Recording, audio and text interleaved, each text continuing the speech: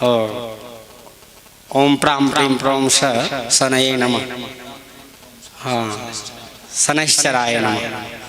तो इनके बीज मंत्र है, कभी कभी विस्मरण तो हो ही जाता है। गुरुदेव बैठे, ओम प्राम प्रीम प्रोम शनैश्चराय नमः। तो बड़े भाव से हम तो एक मंत्र करता हूँ।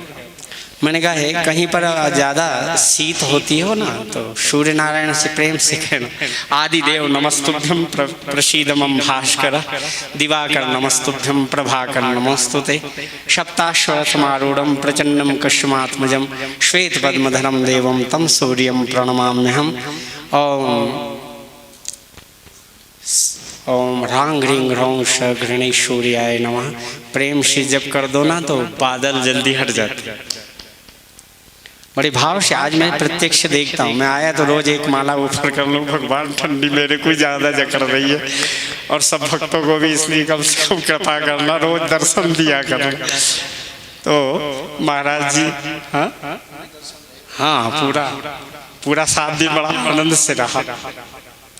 तो अब हम ज़्यादा कोई भक्ति अक्ति करने वाले, नहाने धोने वाले तो है नहीं, 3 बजे तो उठने वाले, लेकिन क्या करें, ओढ़ कर रजाई जय श्री राम यही कर सकते। जब प्रेम होना चाहिए बस, राम ही केवल। बड़े भाव से जब करते हुए जब पहुँचे, शनिदेव को ललकारा। शनिदेव ने जब दृष्टि ऐसी दी है तो दशरथ जी महाराज का रथ तो भस्म ही हो गया और ऊपर से गिरे एकदम। जब नीचे गिर रहे थे मतलब मूर्छित होकर के, बेहोश होकर के ऊपर से गिरे। अब उतने ऊपर से कोई नीचे आएगा तो देर तो लगी। और वाल्मीकि में वर्णन आता है कि 4 कोस लंबा चौड़ा, 1 योजन लंबा चौड़ा शरीर था जटायु जी का। तो जटायु जी ने देखा कोई दिव्य पुरुष ऊपर से आ रहा है, देखा, अपने पंखों पर रोक लिया।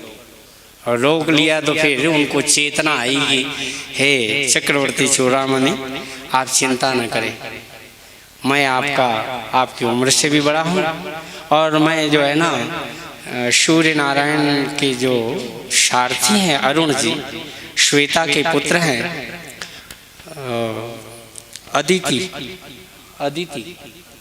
हाँ कद्रु, विंता के पुत्र, सॉरी, कद्रु के सब सर्प लोग हुए और विंता के 2 पुत्र हुए। सौतिया डाह करने के लिए उसने भी एक अंडे को फोड़ दिया। पहले को तो उससे अरुण निकले, उन्होंने कहा जा, जिस सौतिया डाह से तुमने मेरे को जल्दी चोंच मार दी, अंडे को तोड़ दिया, तो तुमको उस सौतन की दासी बनना पड़ेगा।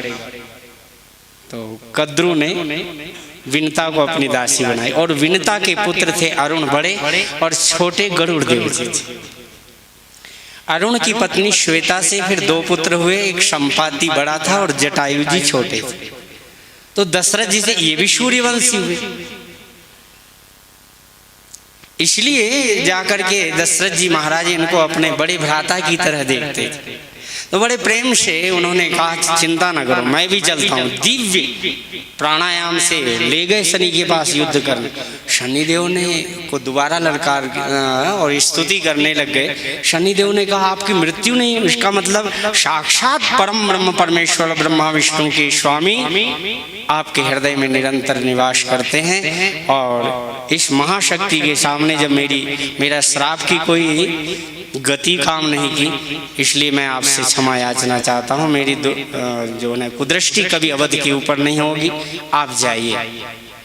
दशरथ जी महाराज नीचे आ गए, जटायु जी लेकर आए, अयोध्या के पास आकर उतार दिया। तो दशरथ जी ने कहा आपने बड़ा परमार्थ किया, आप कुछ वरदान मांग लो। उन्होंने कहा नहीं, हम सेवा करते हैं लेकिन निष्काम भाव से करते हैं।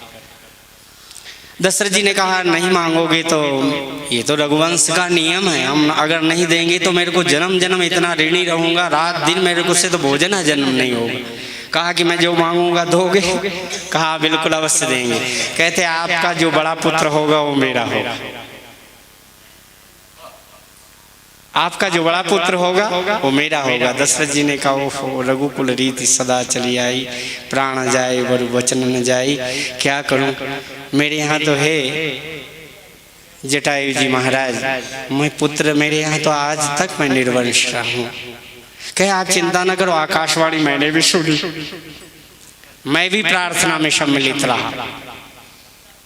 भगवान शिव इकट्ठे हुए कैलाश पर तो मैं भी गया था। जटायु जी ने कहा मैं भी स्तुति में शामिल था, मेरे को पता है आपके 4 पुत्र होंगे लेकिन बड़ा पुत्र मेरा होगा। इसलिए गोस्वामी जी ने कहा पितु की अंत, वैसे तो दशरथ जी को बाहर बुला सकते थे कि नहीं, 2-4 किलोमीटर बाहर ले आते, वन में ले आते, नगर में नहीं तिलांजलि वगैरह अग्नि संस्कार होता, लेकिन जब मरण की बात बुला सकते। लेकिन गोस्वामी जी ने कहा पितु की अंतर क्रिया करिवे को बड़ो पुत्र अधिकारी, सो पितु क्रिया भरत कह सौंपी प्रभु गिध क्रिया समारी। सीता जी ने कहा ओहो मैं दर्शन नहीं कर सकी, भगवान ने गिद्ध की क्रिया अपने हाथों से। इसलिए गोस्वामी जी ने बड़ा एक दोहा लिखा, जब पंचवटी में गए ना तो जटायु जी महाराज वहां से बहुत दूर बैठे रहते थे, वहां से अपनी